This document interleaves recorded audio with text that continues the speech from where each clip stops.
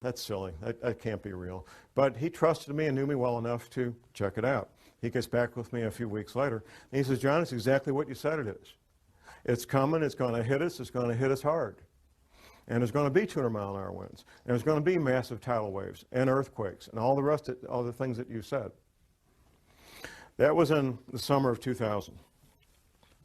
And what should give us hope that this is a turning point?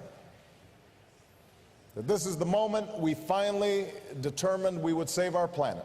My research has continued. I've continued to develop my sources and put the whole thing together so I can make this presentation. I've got copies in the lobby that I'll make available for anybody that wants it.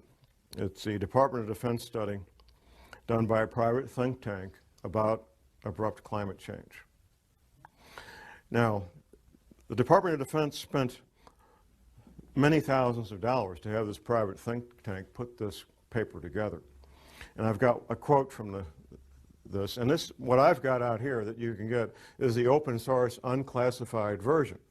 The classified version I haven't been able to get my hands on. But here's the first paragraph of that paper by Peter Schwartz and Doug Randall.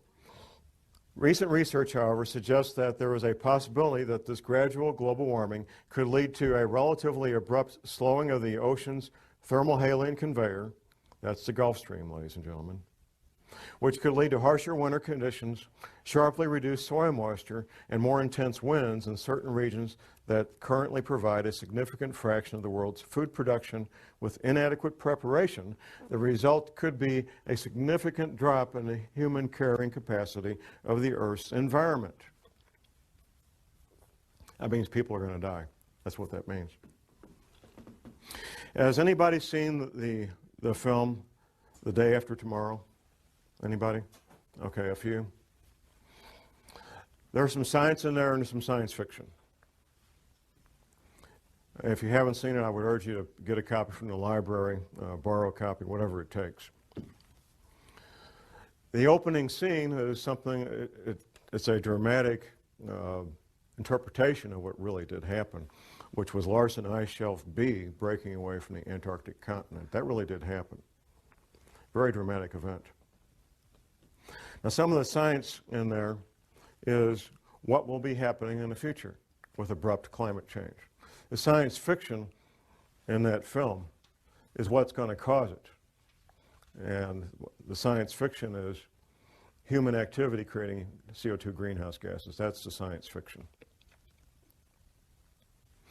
There's 3 characters in that movie. They're oceanographers, and they're on a little island off the coast of Scotland.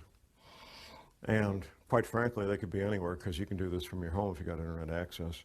There's buoys out there in the Atlantic that give 24-hour, 7-day-a-week readings of the ocean temperature. And anybody can do this any place. You don't need to be on a little island off the coast of Scotland. So they're sitting there watching the ocean temperatures off the coast of Scotland. And then there's a dramatic drop in temperature on one buoy, then another buoy, and so forth. And what they're watching is the North Atlantic thermohaline conveyor, which is also called the Gulf Stream. From my private sources, I know that in real life, not in Hollywood films, but in real life, PhD oceanographers, 24 hours a day, 7 days a week, are actually doing that on both sides of the Atlantic, and they're very, very concerned. Just a couple of years ago, there was an announcement that the Gulf Stream had slowed down by 30%. My private sources tell me it's been more than that. Now here's the deal. You look at a map of the world and you've got England, Ireland, and Scotland here, and you got Moscow here. They're both the same distance from the North Pole. They're both the same distance from the North Pole. England, Ireland, Scotland, and Moscow. What's the difference? I mean, they rarely see any serious snow in England, Ireland, and Scotland. They don't have furnaces like we do because it doesn't get to be 10 degrees. And they certainly don't have the winters of Moscow, even though they're the same distance from the North Pole. The reason they don't is the Gulf Stream. The Gulf Stream is that ocean of warm water that comes up from the Caribbean, the Gulf of Mexico, up the east coast of the United States, goes over and down past England, Ireland, and Scotland, past France, goes on south and makes a big circle. That's the Gulf Stream. That's what gives England, Ireland, and Scotland the very temperate, mild winters that they've always enjoyed.